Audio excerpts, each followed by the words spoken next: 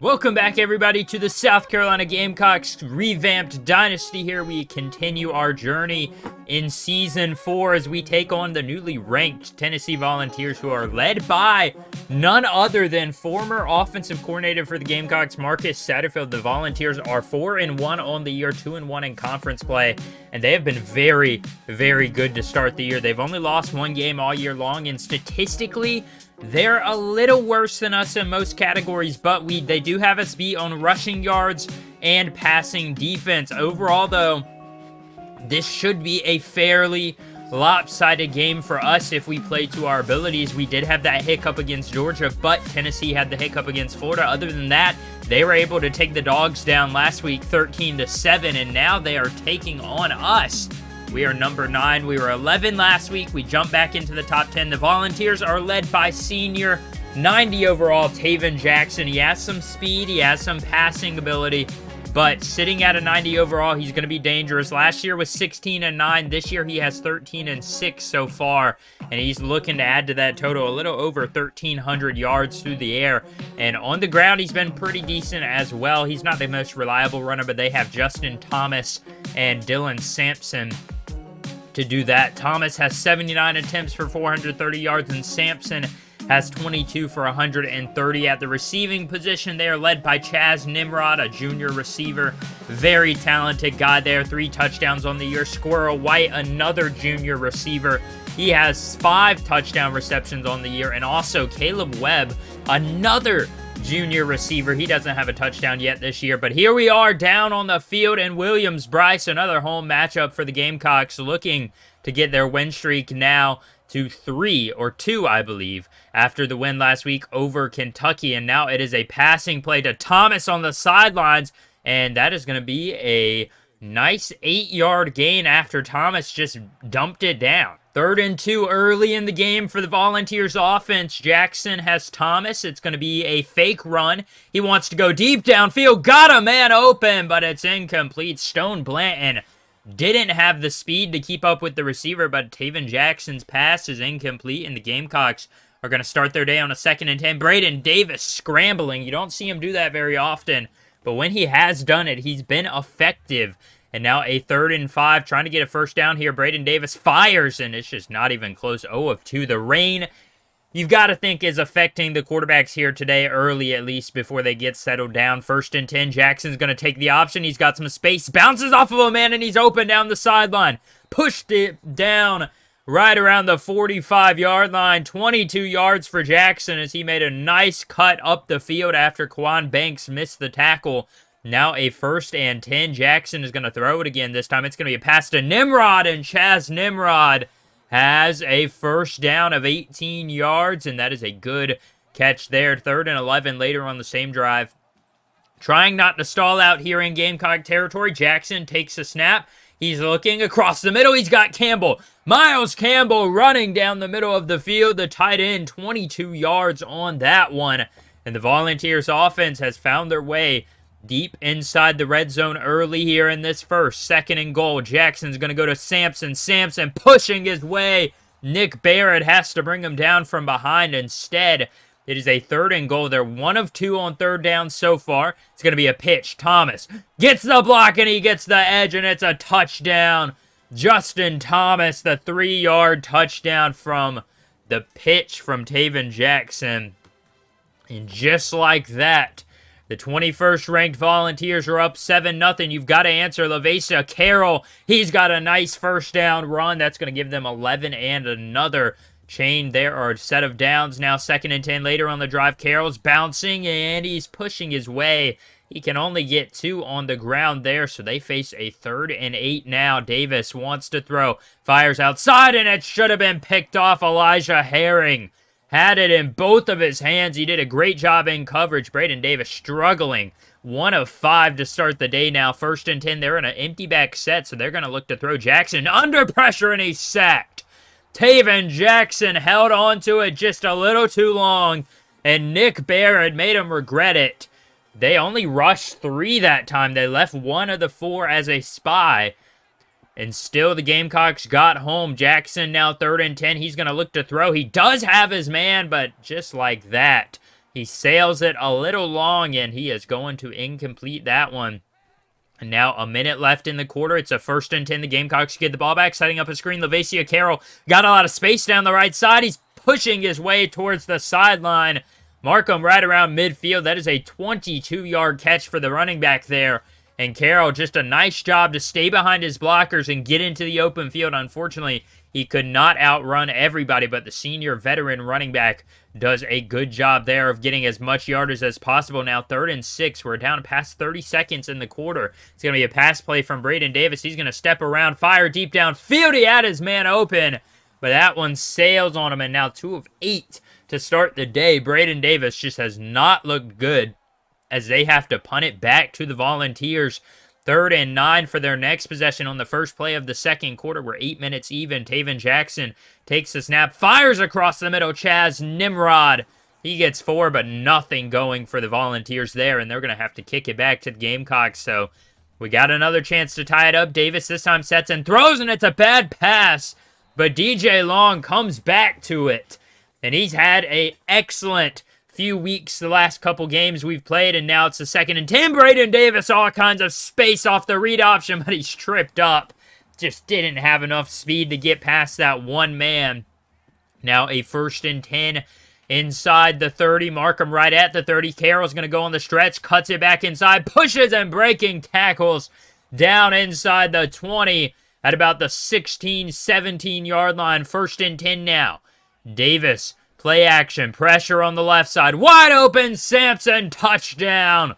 Landon Sampson, the senior receiver, the best one on the team. He should be at least. He hasn't performed well this year. But Sampson gets open, and the Gamecocks tie it up there. The Volunteers just brought all the pressure they could, and it just left a wide open receiver in the end zone. So that one was about as easy as it can hit. Now Justin Thomas, he's got some space on the right side. He's going to break the tackle.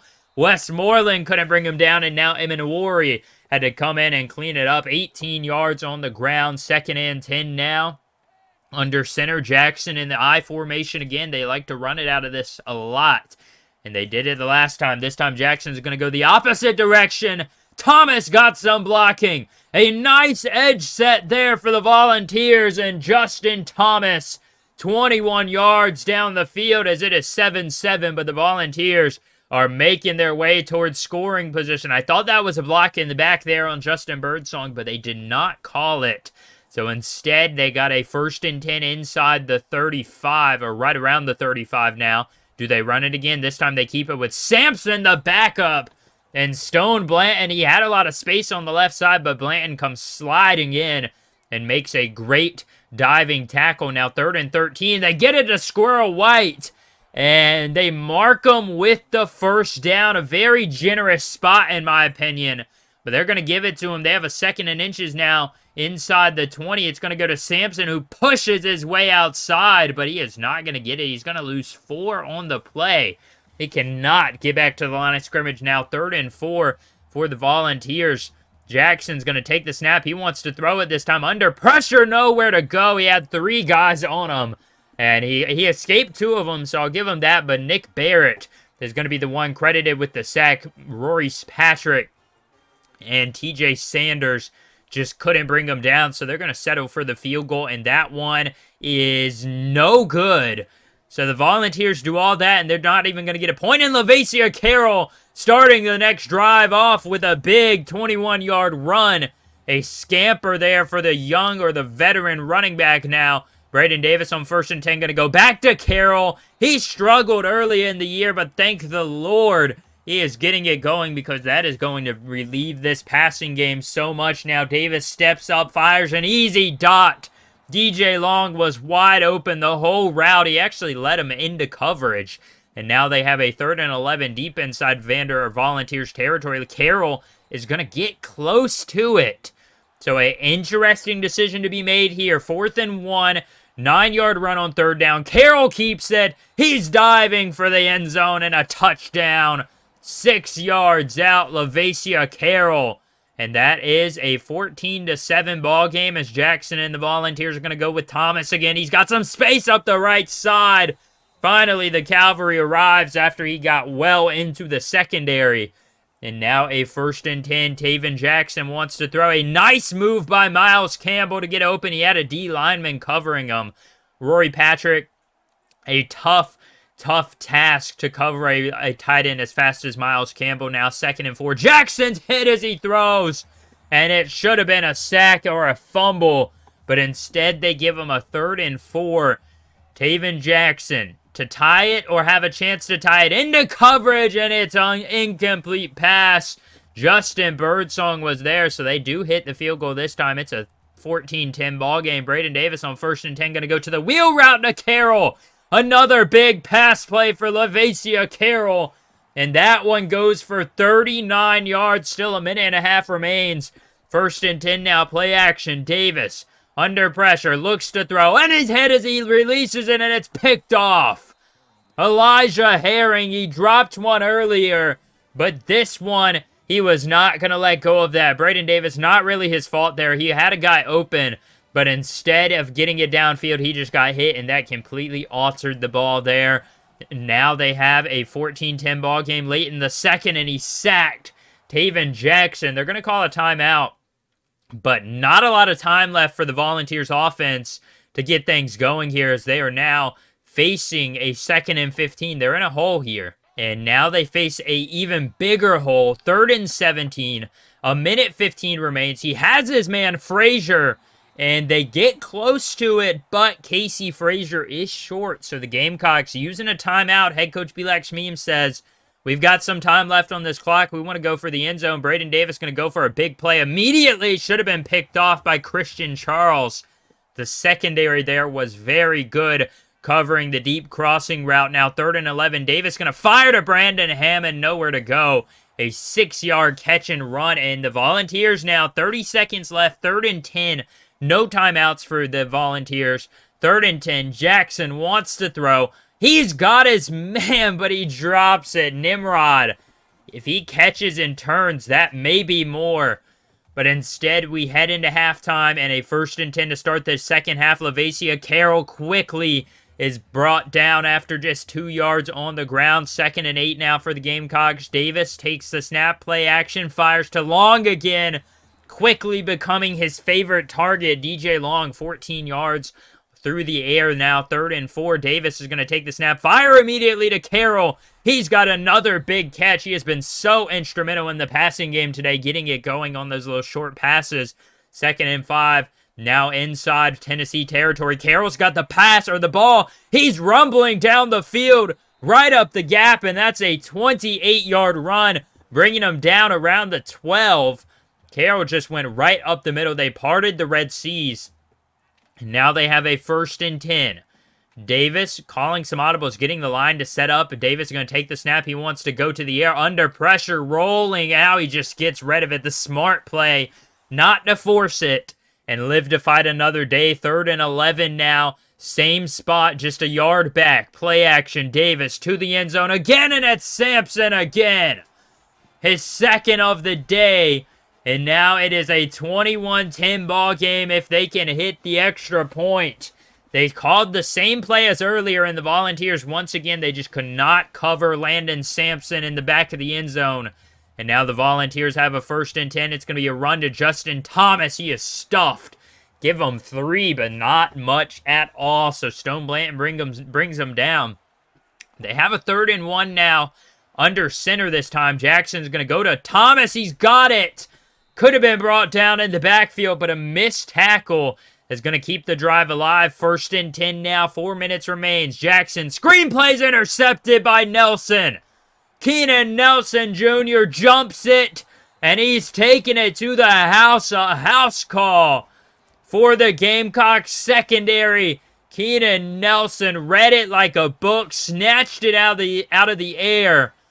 And that is now a 28-10 ball game. What was once a 7-7 ball game is 28-10 here with 3:50 left in this 3rd quarter. And now Justin Thomas on 1st down. Nothing going. A 2-yard loss for him that time, as a matter of fact. And now a 2nd and 12. Jackson's going to fake it. He wants to go deep downfield under pressure, slinging it again into coverage, and it's picked off again. Keenan Nelson. This time, He will not be able to return it all the way. But he does get a nice return, his second of the day. And Nelson just keeping this defense alive now as they are just coming through in this second half. Braden Davis now on a read option. Got some space. He's tripped up 17 yards after the run there. 3 rushes for 33 yards for him. Maybe he would have had more if he cut it outside. But you've got to be happy with that now. 3rd and 6. Davis is going to want to throw under pressure. Nowhere to go. Rushing for the edge. He gets there and he's got the first down and then some. Give him 13. I thought he would be really close to get to the line of scrimmage or get to the first down. But he ended up getting much more than I expected now on a 2nd and 4. Brandon Hammond. He's going to lose 2 now on that run. 3rd and 5. They're looking content kind of to run the clock down now as we're in the 4th quarter. Braden Davis going to go to Carroll. He's quickly brought down from the side, and that is a 1-yard run. Probably nothing at all, honestly. And they're going to kick the field goal. 31-10 now. Just a crazy turn of events. The defense continues to turn it up in the second half. This time, Miles Campbell does have a nice catch and run. He broke the tackle, and he has got a first down for Tennessee. Their offense has stuttered here in the second half. Taven Jackson, those 2 interceptions have been killer as Caleb Webb drops the potential sideline catch. And now a 3rd and 10. Tennessee out of the shotgun. They've got a bunch set on the right side. Jackson going to want to throw that way. Fires to White, and he has got 3 yards. Squirrel White with the catch, but he is lit up. They're going to go for it here on 4th and 7. Taven Jackson, under 6.5 minutes remain. It was a screenplay intended by Caleb Webb. Nice improv from Taven Jackson. He's got a 15-yard catch and run there from Caleb Webb. And now they have another set of downs. 1st and 10. Jackson under pressure, and he caught by Miles Campbell. That was a dangerous pass. Stone Blanton in coverage. Thought he might have had a chance at the interception, but he just couldn't get his head turned around quick enough. So they have a 1st and 10 in Gamecock territory. Jackson under pressure, firing outside to the comeback route. Caleb Webb, 12 yards, and they're not giving up yet. Tennessee, 1st and goal, 5 minutes remain. Jackson, a delayed handoff to Sampson. And what are you going to do about that if you're Dylan Sampson? He had nowhere to go. And now they face a 3rd and goal, looking for an end zone pass. And this one, off of a draw again, is going to go nowhere. Stone Blanton brings them down, and now a 4th and goal. If you don't make this, the game is definitely over. I mean, it pretty much was already, but 4th and goal, right around 4 minutes left. Jackson to the air. He is sacked. Brought down by the defensive line again. There they go. Double block there. But they still get to him, and now the backups are in on offense for the Gamecocks. Brandon Hammond going to run it, pushing his way and fighting for those 7 yards. Very good for him on the ground there. 3rd and 7 now as the Gamecocks take over here late in this 4th quarter. Johnny King is in the game, the true freshman quarterback. And Julius Canary once again in at tight end. He's been getting playing time there since he got benched, and I've been fairly impressed with him, honestly. 3rd and 7 now. Johnny King's going to throw to Canary off the slant, and he has got 11 yards there now as they have a first down. 1st and 10 now for the Gamecocks. King is going to take it. It's going to be a nice play action with DJ Long. King's under pressure, rolling around, trying to escape, and he can't. Just a freshman error. He's going to lose 10. James Pierce Jr. chasing him down. And now they have a 3rd and 21. Johnny King looking to pull a rabbit out of the hat here with a minute remaining. King under center. He's going to run this clock down as much as he can. And I just, can't really say much else. How's your guys' day going? Johnny King is going to take the snap, throw it to Sampson on a 3rd and 21. Gets a lot of yards, but it is an 11-yard catch. Not nearly enough for the first down. So the Volunteers do get another opportunity here with 11 seconds left, though they are not going to have much of a chance. Jackson gonna throw it to Sampson. Dylan Sampson out of the backfield. He's got a 14-yard catch now. Final play of the day. 3 seconds left. Taven Jackson on a 2nd and 8. Throwing, and it's caught. But that is it, folks. The Gamecocks come back from down 7 early to win it 31-10. Taven Jackson struggled today. This Tennessee offense just could not get going under Marcus Satterfield here in his 2nd year as their head coach. And as you can see, they didn't score a single point in the second half. That is now a streak of like 3 games in a row where we do not allow a single point in the second half. This defense is so good for us. They have been the reason we are 4-1 now. And even the game where we lost to Georgia, they were not the problem. It was a low-scoring game, and Georgia just played better than our offense. Braden Davis didn't have to do much. 10 of 22, 160 yards, 2 touchdowns, 1 pick. The interception, really, if we're being honest, was not his fault, honestly. And he didn't get sacked at all. So that's a good recipe for success there to the redshirt junior, I should say, out of Delaware. Since he came in for Canary, he has been a very good backup that has come in to start. And honestly, I probably should have started him from the beginning. But at the end of the day, you've got to roll with the punches. You've got to go with what you've got. Johnny King is the next man up, really, honestly.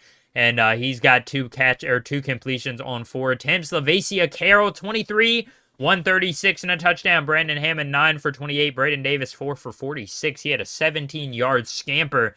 DJ Long, 4 for 56. Lavacia Carroll getting involved on that ground or through the air, 3 for 69. And Landon Sampson, 3 for 41. And the 2 touchdowns there through the air. Stone Blanton led the way with 12 tackles. Only 1 for loss, really low for him. Usually he has at least 2 or 3 for loss, but today he was only able to get 1. Donovan Westmoreland is second with 6 total tackles. Then we had Nick Minowori with 2 tackles for loss. O'Rory Patrick with 1 sack. TJ Sanders with the sack. Nick Barrett with 2 sacks.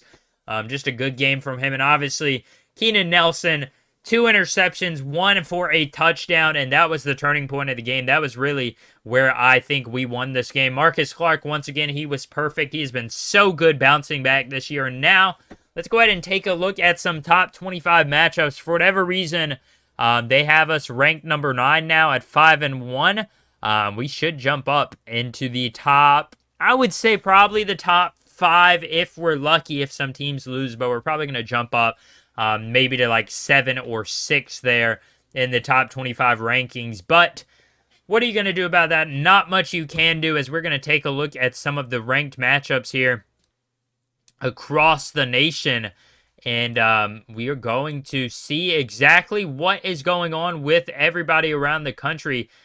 Because as you can see, I'm having to scroll because for whatever reason, I didn't go to the top 25 matchups immediately. Ohio State, they beat up on Central Michigan. Charlotte and the other team lost, or Charlotte lost to the team they were playing. Virginia Tech is number pretty high ranked. They beat Duke 41-13. Toledo and NIU. NIU is now 7-0. They beat up on Toledo. The Rockets lose that one 45-38. A close nail biter though. Utah is going to get upset by the Cougars 38-35. A big one there in the Pac-12. The Utes were number 12 in the country.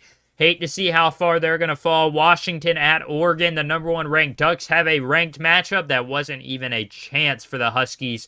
49-14 there for Washington, and they are going to basically probably be knocked out of the top 25 there. Boise State at number 23, they are going to get upset by the Rebels. 52-49 there, Boise State. Apparently that blue field did not save them from the upset. Usually they're the one doing the upsetting. But UNLV scores a touchdown with 40 seconds left to win that one. Texas Tech looking to upset Kansas State, and they just barely cannot do it. So the Red Raiders now fall to 5-1 on the year. They are number 20. They'll probably drop a few spots, but the Wildcats, vice versa, are 6-0 on the year. They're going to jump up some. North Carolina taking on Georgia Tech. Georgia Tech finally coming back down to earth. They were ranked for a while in this one, but they gave up 28 points to nothing in the third quarter, and the Tar Heels win that one by a 14-point ball game. Texas A&M is going to get upset by Auburn. Auburn 4-3 now. The Aggies 5-2, and they're number 16, but they will be falling probably into the 25 range after this upset for Auburn. A big turn of events there in the SEC. Alabama taking on Arkansas. Can the Razorbacks pull it off? And they don't even come close, if we're being honest. Crimson Tide win that one 35-14. A nail-biter has not really happened in these big games just yet. Missouri They are going to dominate Northwestern, so they're going to be taking us on, I believe, next episode, but it could be a few weeks still. And they're going to be ranked when they do that. They're 6-1, but they are very, very good, and they've upset us in the past, so I'm not looking forward to that matchup. Baylor taking on OSU, Oklahoma State, and the Cowboys come out of there with a loss. The 4th-ranked Bears just barely get by the Cowboys, 41-38, a nail-biter there. I believe they won on a last-second touchdown. Virginia now in the ACC taking on Miami. They are going to get dominated 35-10. The Hurricanes are 4-3 and somehow are ranked. Don't ask me how. The Jayhawks haven't won a game yet, and they're not going to win one. Oklahoma wins it 34-17. Kansas has not been very good in this dynasty, to say the least, and they are now 0-6 on the year. They've struggled. They did okay, honestly, in this game compared to what you would expect, but they still come out with the loss. Stanford looking to upset the Fighting Irish. That will not be what happens there in Notre Dame. They win that one 45-13 now. Tyler Buckner led the way with, 21 unanswered there from the second quarter to the third quarter. Vanderbilt taking on Georgia. The Bulldogs are upset by the Commodores, so that loss to Georgia continues to look worse and worse every day. The 4-3 Commodores are going to upset Georgia 21-18. Where did 50 come from? I couldn't tell you. Michigan and Penn State. Michigan not ranked in this reality.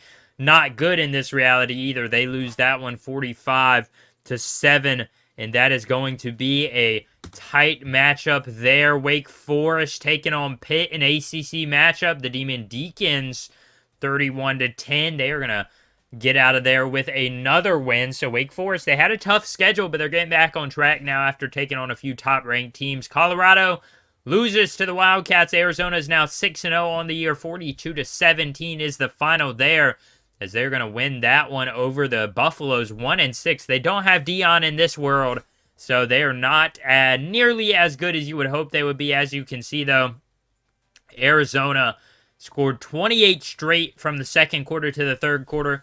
Colorado kicked a field goal, and then Arizona scored the last 14 points of the game, I believe, and then Colorado finished that with a touchdown there right at the end of the day. So that is how that one wrapped up. 42-17 is your score there. And that is going to be the final top 25 matchup as far as rankings go or scouting goes. Got some news for us. We've got a few commits. We've got some guys visiting this week as well. Well, they were visiting this week. They already would have visited.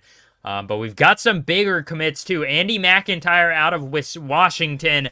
78 overall strong safety. Johnny Palmer, Luke Carter, Teddy Robinson, and Andre Martin. So some big recruits coming in. I'm excited for this class already. As you can see, we have so much talent coming in. I'm just trying to really bolster up the offensive line, if I'm being honest. I think that it's going to take some time because we have a lot of unproven talent there.